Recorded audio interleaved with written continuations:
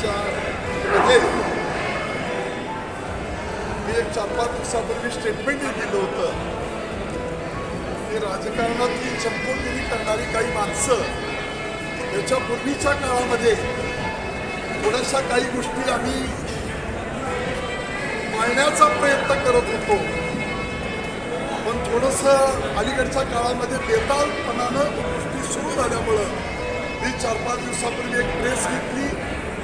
काल मी स्वतः सकाळी पालकमंत्र्यांना फोन केला आणि त्यांना सांगितलं की आपण नगरपालिकेचा हा कार्यक्रम जवळजवळ 13-13.25 कोटी रुपयाचे एक शॉपिंग कॉम्प्लेक्स आणि नगरपालिकेची इमारत या ठिकाणी वास्तूचं उद्घाटन आपण घेतोय, तेव्हा या कार्यक्रमाला आपण सगळ्यांना बोलवा.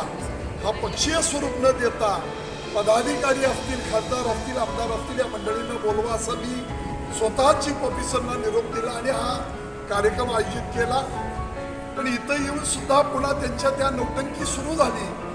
मी त्यावेळी काही बोललो नाही. माझं भाषण सुरू झाल्यानंतर मात्र त्या भाषणाच्या दृष्टिकोनातून त्यांनी अडथळे आणण्याचा प्रयत्न चालवला. जशास तसं वागण्याची भूमिका ही आम्ही आता पुन्हा घेतलेली आहे. हे या निमित्तानं सांगतो. कुणी गोंधळ करण्याचा प्रयत्न करत होतो, कोण काय करत होतं, याचं सगळं शूटिंग आपल्याकडं आहे.